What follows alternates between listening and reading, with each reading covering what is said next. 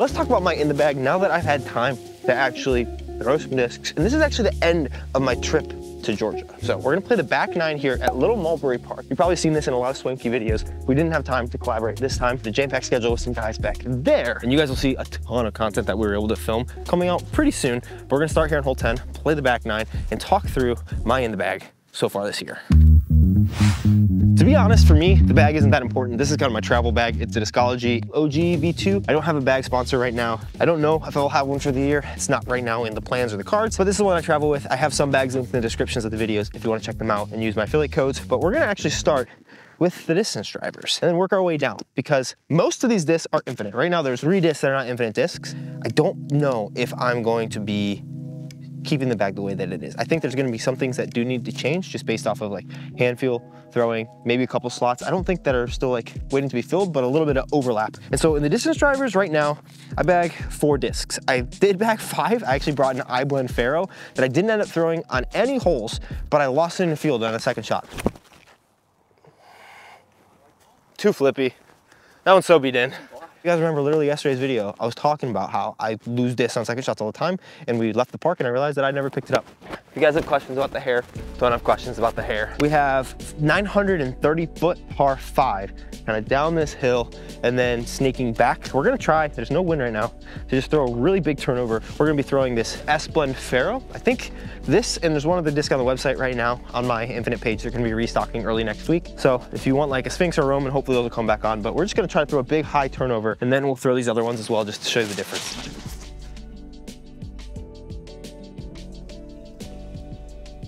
No way, dude. I need to put that a little bit wider. I thought I got over those trees. The next one that I'm gonna be throwing is this iBlend Emperor. This is pretty overstable. I've been surprised at the overstability here. Like I can really trust it on flexes.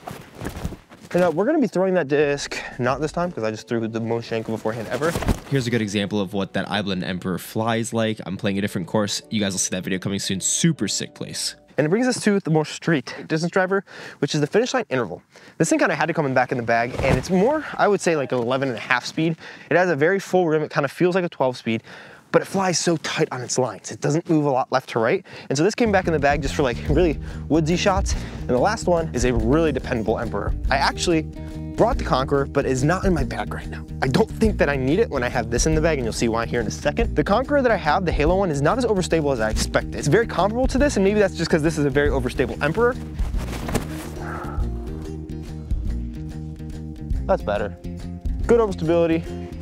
Again, pretty poor shot, but what are you gonna do? The distance driver selection from Infinite, I think, is really good. There's not a lot of lack there. And honestly, the interval like doesn't need to be in my bag. I could absolutely get away with throwing a Czar. I keep getting like DMs from people who are like, this is what I think all of Infinite's molds are like, and so they'll list them all out. So I appreciate people who have sent me that. But a lot of people think that it's either a T-Rex or like a Wraith top T-Rex bottom, or a mix of those two. But the Czars that I've thrown have been very straight. Not a lot of left to right movement because it is an 11 speed. And so it's very similar to what you want out of an interval. But the interval just fits so comfortably in my hand, and I really like the forged plastic that for now it's gonna stay in. It's like straight down, and you need it to turn for a while and then get back there. You know what? Let's throw this one. Why not? iBlend Emperor. This is like the most pop top disc ever. It's kind of crazy. I like hope that this will eventually get beaten, because right now it's like not even really popping up for me. I really have to force it over, but it holds anhydrous. It's kind of interesting.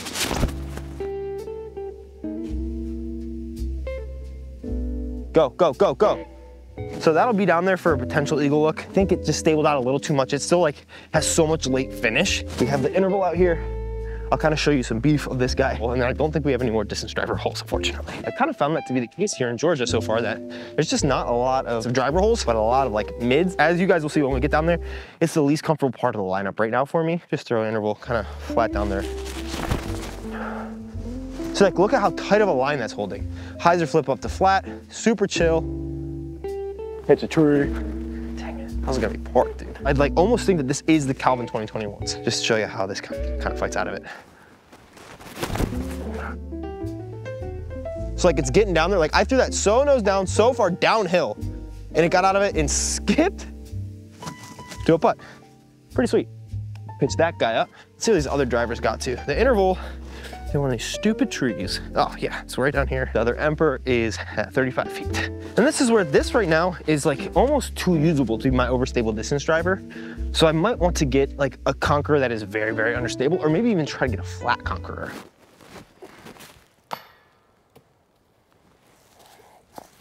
No eagles for me today, baby. I will also say, as we're walking to hole 11, that this is not going to be the final in the bag of the year at all. Kind of funny, the Pro Tour just announced kind of registration stuff. I am planning on making a couple trips. As I book that travel, I'll announce some stuff around that, and I'm going to try to be at 5 stops this year. I should be there no matter what. It's just going to depend on what I'm able to get into, but the content surrounding it should be worth it no matter what for me. Let's talk 9 speeds and up for this next hole, because I actually have a decent bit of them, and then we'll get kind of into slower fairways. I have these 5.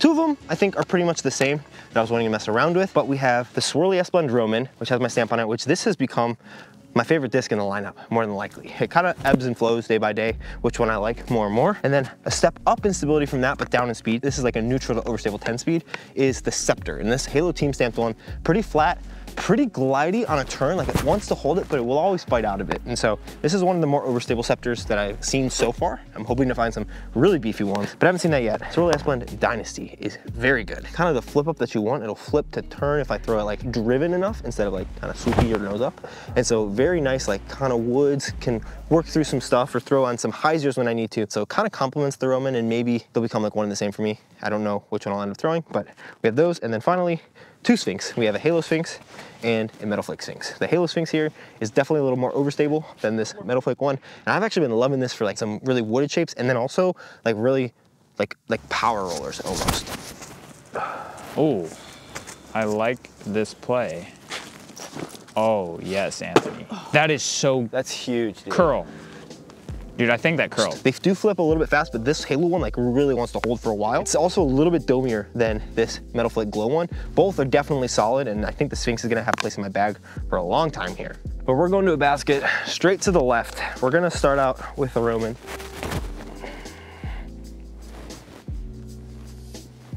Oh, that's an ugly tree. I like that shot. I thought that's gonna skip all the way up there. Here's a Sphinx. A little more flip up in the basket. Please skip in. Oh, tree. What I've noticed so far is that Infinite seems to excel in their drivers and their fairway categories.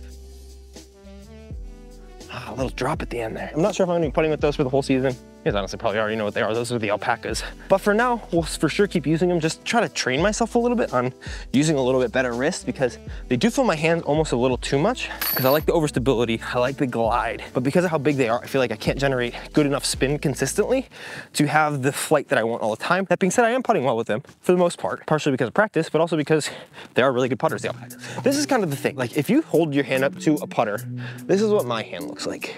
It's likely smaller than most of your guys' hands. It fills my hand lengthwise from here to here, like a lot. And so it means sometimes that I don't either get a full grip, or if I have a looser, more typical putter grip, instead of really trying to get into it, I'll like fall out of my hands a little bit more instead of spinning it. I'm not trying to let that be an excuse. I'm trying to teach myself to compensate for that instead of just letting it be what it is. And so I am still gonna continue to practice putting with these for a decent bit. I'll have to say, if I did have a shallower putter that had a lot of these characteristics, I would be able to use less in my hands, like this putter. We'll get to it in a second. It feels much less in my hands, and I feel like I can have a lazy grip or an important grip, and like I'm able to spin it significantly easier than like fiddling with my grip and then like doing more work to spin it. So I guess when we were talking about 9 and 10 speeds, the guy who was behind me actually knows the channel, so he's like, yeah, it's okay, you can keep all that in. But the next 2 discs that we're gonna talk about are the Exodus, the Halo Exodus here, and the James Proctor Centurion. What I've heard from these is that this is the old Eagle Elmo. This is very domey, and honestly, pretty stiff, but I still like the way that this thing flies for sure. Got some birdies with it. But this James Proctor Centurion is what some people have said the leopard bottom and the FD top, like the original Innova FD. And so this guy is like hyzer flip up forever. Beautiful shot. You might have seen no, you will on Instagram. I'll throw it in. There's a chicken coop hole that we played at a course, which we played the whole course, really cool course called Lula. And I threw this as like a second shot for fun, and it just kind of flips up the whole way in this chicken coop. So weird. But these 2 discs, I think, complement one another very well. This reminds me of like my beat-in strikes. It's slightly flippier to start out with, so I don't trust the late stability. I'm gonna need to mess around with some more Centurions because I really love the feel of them. And then the Exodus, I don't know if it has a place to stay. I really like it right now. I'm gonna test it out in some other plastics. And if I can find like a Swirly S-Blend one, like more in this Roman plastic, where it's, oh, that just feels so good. Maybe it is the mold, maybe, I don't know, let's know. You really want it to kind of push and glide down the hill, and so we're gonna throw Centurion first, and then I'll show you the Exodus. But this one, I think if we pop on hyzer, even throwing slow, it's gonna wanna get up. I mean, it's very small. Like for some people, this is gonna be too small of a disc, which you don't typically have. Not my problem, baby. Just like, look at that pop up. got through everything I think we're putting from circle 1. And now the Exodus, I'm gonna try to throw very similarly, but it's not gonna pop up at all. Okay, weirdest thing ever just happened. No idea how much you saw. I'm gonna go back and check how much you saw. So not even sure if you got the full Exodus flight because it looks like my battery died. I thought it was fully charged, so that's weird. But Exodus doesn't really flip up as much as the Centurion, so I hope to find either an overstable Centurion or just mess around with the plastics more of the Exodus. But they catch well. But moving on to the putter lineup, including approach disc, because why not? Right now, I don't have that much, and I'm not quite okay with that. I'm missing something, absolutely. I'm putting with these alpacas. I'm throwing, surprisingly, I'm actually throwing this alpaca more than I expected to. It is very deep for my hands, but I also like that it's kind of teaching me like kind of a modified fan grip in a way because of how deep it is. Like I can't fully power grip this, otherwise I'm gonna grip like it, or it feels like I'm going to, but subscribe, of course. And then I have the Proxy here. And frankly, this D-Blend alpaca flies almost identical to this, just a little slower. So I've been reaching for it a good bit. I want something that I can really like beat in to be a stupid flippy putter because this Proxy is like straighter than I expected. I really want it to be like hyzer flip, but it's just really straight. Finally, the last approach disc that we have is the Zone. I was gonna bring out the Ruin because I bagged the Ruin for a couple videos and a couple rounds, and I bagged this for a couple rounds in the ESP Zone. I'm still trying to figure out the approach lot. I'm not sure if I love the Zone. I think it's a little bit more reliable than the Ruin, probably just because of the puddle top, so it has less glide, because the Ruin is like the rat top, so flat, maybe slight dome. But I find myself having a little less trust with it. Maybe that's just time with the disc, but I also have like rolled it a couple more times where I don't think my Zones would do the same. So I'm not sure if it's gonna be Zone, not sure if it's gonna be Ruin. I'll probably mess around with the Rays as well, which is kind of AVR X3 like. We'll have to end up seeing. I might mess around with some other approach discs as well. We'll throw subscribe first so that if it actually counts, everybody who's watching this video legally has to subscribe. If you like throw it on Anheuser, it'll really hold it. If you throw it flat, it'll really hold it. If you throw it on Anheuser, it'll like push, but it won't flip. So I'm having to learn that. And I'm also kind of wanting to like throw this into the ground so it will flip.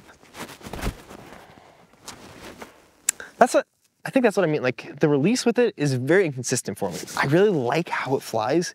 It's similar to my putt. I love how it putts. I just don't like how I putt it. I love how it flies. I just don't like how I throw it, which is a little disappointing. Disappointing physiologically, not because of the disc. Super straight. We'll also throw these putting putters, but the N-Blend alpaca. Drifty. That was drifty. I like that flight. That's exactly what I mean. I thought it would hyzer flip because of the way that one drifted, and it didn't. So good example, I guess. That could do it. What?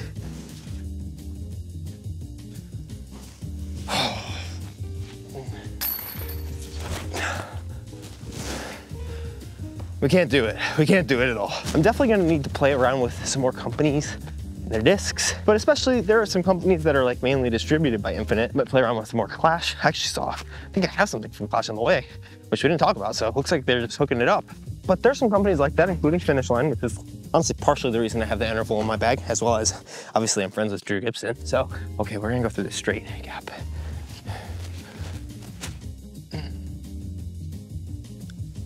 Where did that miss? This next hole is definitely a mid-range hole. So let's chat about the mids that are in my bag and if I'm missing any slots or if I feel like that or something is weird. Maybe-ish, who knows? I do. You're about to find out. Nice. Mids are especially needed at a course like this, where it is much more woodsy. And like a lot of these holes would be mid-range holes, but I've been holding off. And the mids that currently I'm bagging are actually only 2 molds and they're Infinite molds and they cover most slots. With the Zone, they almost cover everything, but the Zone is a little too straight. Like if you throw it really hard, I need something that fights a little bit more. Like in Ultra, maybe like a Discmania MD5, that's one that I really want to mess around with a little bit more. We have the Inca, which some people have told me is a big bead Rock 3. The flight out of this thing is really good. We'll actually throw it at the first disc here, just because. I was really wrong about these on the first like overall first impressions video with all of Infinite's mold. These are definitely very overstable, but the disc that fits in my hand a little bit better right now from Infinite is the Chariot. Shout out to Joel Friedman, because without even knowing what he was doing, he hooked me up with exactly what I needed for this trip. I have this iBlend Chariot that Infinite sent me initially, which is not quite as overstable as this Inca, but is like relatively close, and I think I could probably find a Halo Chariot that would rival or close to rival this Inca. This is 5501, this is 5503, but I call it more 5502. And then we have this Metal Flake one, which is just so straight, just like almost like what you'd think an MD1 would be like. Honestly, I put this up to an old Innova-made MD3 at my buddy's house who I'm staying with, and it looked almost the exact same. Like very, very, very minimal differences, if any at all. And then this Color Glow C-Blend one is like almost like a Midnight Prowl 2. Like I had brought Midnight Prowl 2s to potentially use in the fieldwork day, and I was like, this is a Midnight Prowl 2, so I don't even need them. So to be completely honest with you guys, this disc I think is really good. I don't know if it's gonna make my bag for the season. I'm honestly carrying it around and throwing it more so that we can sell out of them on Infinite. And then if they want to restock, they can do what they need just to sell more of their stock of them. Really good disc, one that doesn't quite fit my hand super well. And so very similar to these Alpacas, when I throw it, I love the flight out of it. I just don't love my releases of it. The Kontiki for super flippy, I definitely want to try out. Haven't gotten the chance to yet, but I'm sure I'll get one signed out. I just have to ask. I just haven't asked yet because I've been too busy with some other stuff. But this hole is about 280. It's kind of up this gap. So we're gonna try to throw through that center gap on a turnover with this. Hopefully give us a birdie look. So it's not that overstable. I mean, I give that the business. This is the Chariot for reference. And I'll show you guys those flights again, just so you can see the difference. They're pretty similar. The Inca is definitely more overstable. That's the shot. See, like, you'd think it would start fighting out, but it like starts to get on hyzer, but still pushes that way, which is so unique. Oh God, I hit my chest. You saw it flipped a lot. Here, I'll play my actual play, which I think, again, I'm gonna show you the difference between this Proxy and the Alpaca. But really just wanna, I mean, if you put this thing on turn, it like pushes straight on the turn, whereas the Proxy might turn more. Like, that just keeps gliding. Proxy, I think, will almost do the exact same. Turned a little bit better. And like turning a little more, but also a little more nose down. Right up the middle, and show you how these Chariots will fly slightly differently. Okay, so you see, luckily, got through that lucky gap and like faded out of it and skipped up to the left. There it is, better. A little bit more gentle of a turn, but it has the turn. So I wonder if you beat it in more, if it'll get there. I do like the real turniness of the Midnight Prowl 2. Luckily, there's still a good amount of time to figure out my bag. And I'm not gonna be as dogmatic with my bag this year as I was this last year. This year, I'm gonna let my bag evolve. Probably gonna mean almost no changes, but there are some discs that might change my mind. So lots of room to continue learning, growing, figuring things out as I like them. I feel like I've been able to play pretty solid with just these discs. If you want to check out all of like that level up series, level 1, 2, and 3, playing in Denver, definitely go check those out. I'll leave level 3, which is my favorite one because I designed that course, linked right up here, but lots and lots of really fun content from this Georgia trip with 3 touring pros. I'm gonna leave you hopefully with an ace. Otherwise, you might see like 2 shots and then I go cry.